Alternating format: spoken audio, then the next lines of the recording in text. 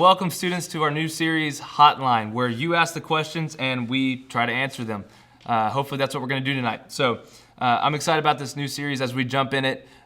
Look, first off, I know that some of the smartest people in the world ask a lot of questions. Me, I struggled a lot in school because I didn't ask a lot of questions. I was always scared of what might happen if I asked a question and looked dumb. So thanks for asking the questions. We got some big ones to tackle tonight. So great job on that.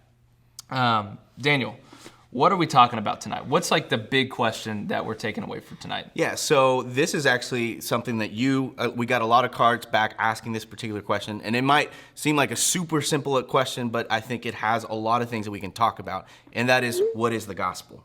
Right, and we talk about the gospel every week, and some of you might think, well, I actually know what the gospel is, but there's some things that we're going to talk about tonight. I think it's important that we clarify and we know, hey, this is exactly what the gospel is, and this is how I can share it. Yeah. So this is what we're going to be talking about tonight. Yeah, but I think it's important to note, like Daniel said, even though we talk about the gospel every week, this might be for you personally to grow deeper in your understanding of the gospel, but hopefully, maybe some of you have never heard the gospel. So hopefully this is a great explanation of what this is.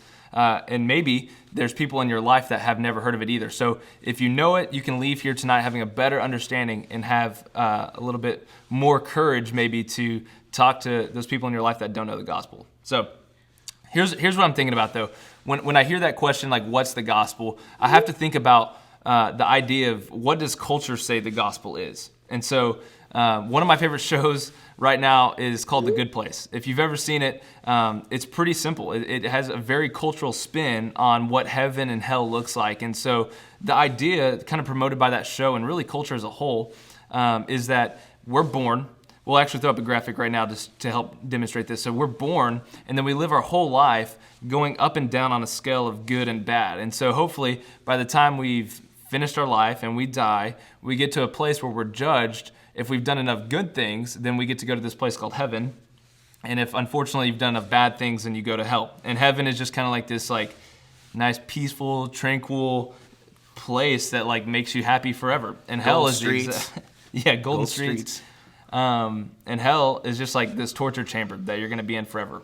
While that might not be completely wrong, that's just not really the whole picture, right? So, I don't think that's really where we would say the gospel comes to fruition. Yeah. That might be culture spin on it. So, Daniel, help us take that next step to understanding like, okay, if that's not the gospel, what is the gospel? Well, and let me kind of just very quickly talk about this. The graphic that we threw up earlier, it was super helpful for me. So the line that you see, when it goes above it, it's kind of like our high moments where we're on fire for Jesus. We might do some good things, and then we fall into funks where we do things that might not be in line with the way that we think God might want us to live. So that was actually super helpful for me because it is, even as a follower of Jesus, it's important for us to know this is how culture thinks about the gospel, really what we believe about heaven and hell. So what we want to do tonight is really talk, even for those of you in the room that might say, hey, I know what the gospel is, I might be able to articulate it.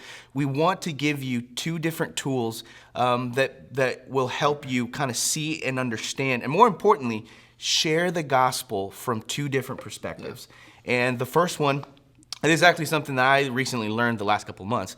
And the first one we want to talk about is, how do we look at the gospel out of time? Or how does God work out of time? So do you want to kick us off a little bit with that? So I think it's important to note as we go into this, again, a lot of people might think that Christianity or faith or how to get into heaven is all about how do I get to God, right? Yeah. And so as we start diving into this, I think it'd be important to note that that's in fact completely the opposite. Yeah. Our way to get to heaven is nothing on our own, right? So the Bible, in fact, is all about God coming to us to create a way for us to get to Him. So as we dive into this, I think that's really important to note. For sure.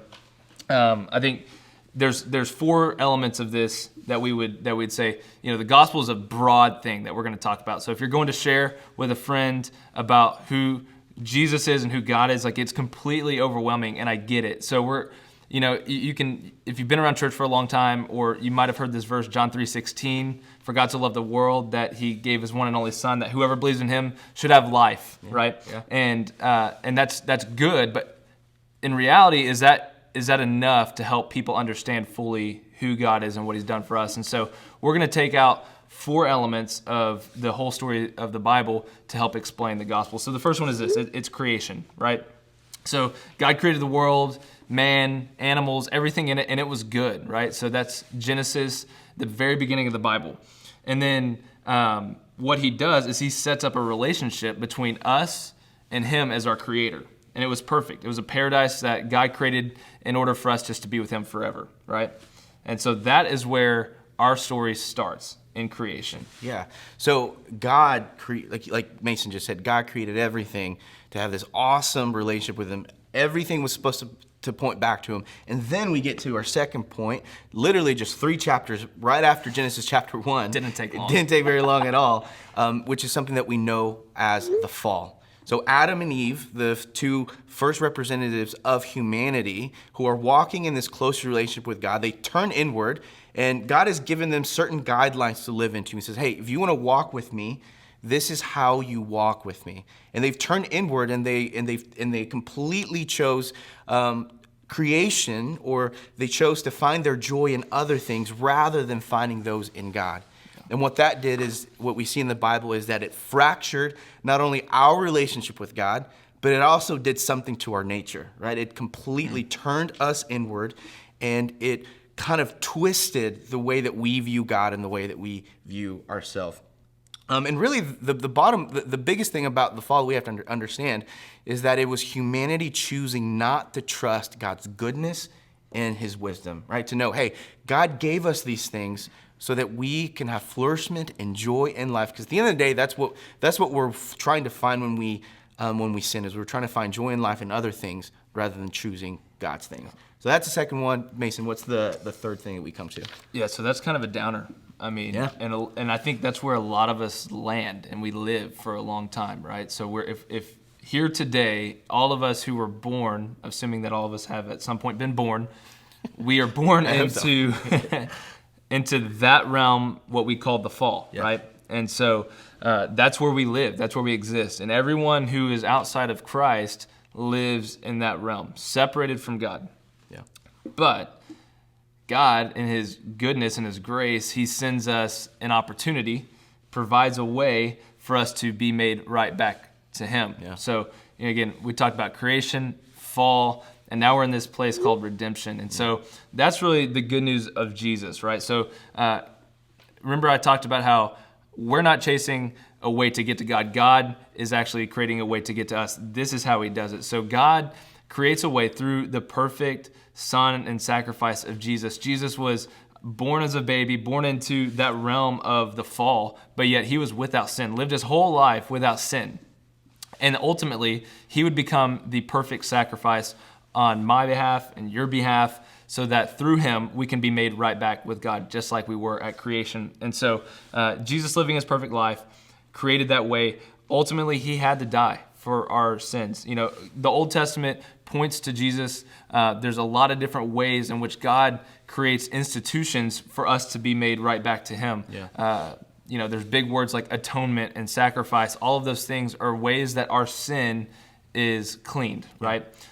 Ultimately, Jesus did that once and for all. And so that's where those who come to accept faith in Jesus as the way, the truth, and the life, and no other way except through him to get to the Father, that's how we get back with Jesus. And so that's now the reality for a lot of us or all of us who would say we are Christ followers, right? That is the one true way to get to heaven. Yeah. And that's the good news of the gospel, but that doesn't mean our story stops there, right? Yeah. Yeah, and it doesn't, which is where we get to the final and fourth part of this, what God is doing throughout history. And so, like Mason said, those of us have put our trust in, have said, I've given my allegiance to Jesus, where God begins this work in us, where he's redeeming us. But, I mean, if you've been following Jesus for any amount of time, you know that there's a lot of kind of funks that we get into, right? And that's because I'm not sure if you've heard this before, but we're in this tension that some people call the already not yet tension. And what that means is that God has done a work in us, right? He has began a work in us, but it's not complete yet. So although he's began to change us, we sometimes still feel kind of the effects of the fall, right? We feel the brokenness. I mean, 2020 was definitely a year we felt that. Yeah. But we're already in this we're in this already not yet, which means there comes a point where we get to restoration. And that's the day in what we see in Revelation chapters 21 and 22, where God will restore everything. And this is important, kind of going back to our graph earlier. The way that culture thinks is, right, we're on this timeline and we're doing good works and bad works, and then eventually we either go to heaven or hell. What the Bible would say, no, right? God came to us. And what he's trying to do now is he's not going to come back and, I think sometimes what we see in the movies, destroy the whole earth or the whole world or the whole universe. Instead, he's going to redeem it. He's going to completely restore everything. And that's important for us to know as followers of Jesus and as a hope, right, that we have that he will one day complete that. But anyway, so this is the first tool, which is God out of time.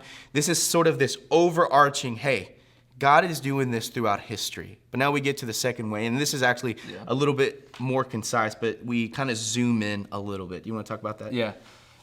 So the second way, God in time, how really, so, this is how he interacts with us here and now, like on a personal level in our day-to-day. So it's pretty simple. There's just four phrases: God, man, Christ, and a response, right? So God, it's kind of like the creation, right? God's there.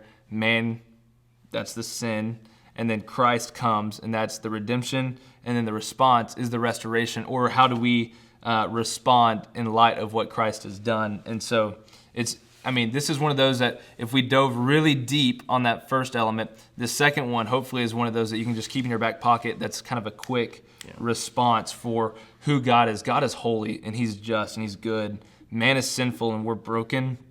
Ultimately, Christ was sent on our behalf by God as the only way for salvation, despite our sin. Yeah. And you would say probably that this is a little bit more helpful for those of us who might begin to try to think about our story. Yeah. Like how has God worked in me personally, right? Yeah.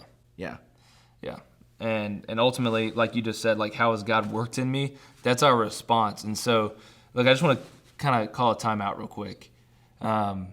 If you're here, and this is kind of new news to you, this might be where you're living is in this response. And so we want to invite you to pursue what that actually looks like. What does this response actually look like in my life? And how do I become a follower of Jesus? Like I now have this knowledge of my sin and brokenness and my being apart from God. And you might not know the full or feel the full repercussions of what that's like. But if you feel that calling tonight to be restored back to him through the work of Jesus, then please take that opportunity tonight. Yeah. In small group, that's a great place to take that next step. And ultimately, I think this is where one of the other questions that kind of came out of like, what is the gospel? Yeah. Is, okay, now that we understand both of those things, like God in time and God over time, like, what does that actually do for us? Yeah. Right. And so I think as far as being able to share the gospel with some people in our lives that don't know it, if we're going back to creation, fall, redemption, restoration, I think that's a really helpful tool, because that helps us kind of pinpoint where in our life we can see the gospel at work. Because guys, it's not just in this one instant, right? It's our whole story, greater than anything that you and I will ever be a part of. And then also it's working individually through us. And so as you're working through this, hopefully tonight in small group, we can have some time to do that. Yeah. To just pinpoint like where does this struggle point back in the gospel? How can I explain the gospel using creation or fall, redemption, and restoration? Like all of that is all encapsulating of what is the gospel. Yeah. So I think that's why it's really important to understand both perspectives, like Daniel said at the beginning. Yeah, and I'll kind of tag a little bit onto that is usually the way that we even describe this in baptism classes is God's story, right? This overarching, what is God doing throughout history? And the end times a little bit more, what happens in my life when God brings me to be part of his story? Mm-hmm. And again, this is important to know as a follower of Jesus, to articulate, to not only to know what is the gospel of God, how has God worked in my life, and a little bit also going back to those of you in the room who might not know this or might be the second, third time you've heard this. Man, there's a reason why we talk about this every week. Yeah. Because it is the one thing that we will continue to go back to, which then brings us to the last two questions. Who needs the gospel? Yeah. Right? Who needs the gospel? And who would you say needs the gospel? Everybody. Everyone. Yeah. And even as followers of Jesus, there's a reason why on Sunday mornings and Wednesday night we always talk about this, because we all need it as we enter to be part of God's story and as we remind ourselves of God's story. Yeah. So, Yeah. And that's the key. Yeah. You know, it's not just a one-time deal. I know for me growing up, I was saved at an early age. And for a lot of my life after that, I thought, man, I was done. Like, I did it, right? Like, I'm good with God and we're good. I'm just going to wait out my life. And that's just not true at all, because, you know, regardless of where you are in that salvation process, like, you're still going to have those highs and lows. So every day you're going to recognize that, hey, I'm a sinner. And apart from him, I can't do anything good. And so there's going to be things that you do, things that happen to you, things that happen around you that hopefully all will point back to the hope of the gospel, and that it's part of living in a broken world. So now that we've talked about what is the gospel, I think one of the last questions that really applies here is, what do we do with the gospel? Yeah. And I think as a follower of Jesus, again, it's important for us to know these things, because there's a lot of students that I come across who would say, I don't know how to share my story. Yeah. And in small group, I mean, we'll talk about some ways that we can continue to know not only how to articulate the gospel, what is God doing, but what has God done in my own life. And as followers of Jesus, not only do we continue to come back to it, but we need to continue to learn, how do I share this? And going back to what Mason said earlier, if you're in here tonight and you have never said, hey, this is something that I've embraced, what do you do with it? I would again go back to what Mason said. Consider embracing the gospel. Yeah. Consider how God wants and desires to save you into his story. And maybe for you is just having a conversation with a small group leader tonight, or even student director, and respond to the gospel. Yeah. So thanks, guys, for submitting these questions. I thought this was really helpful for us to think through, especially as we start off this new semester. So we love you guys, and we'll see you next time on Hotline.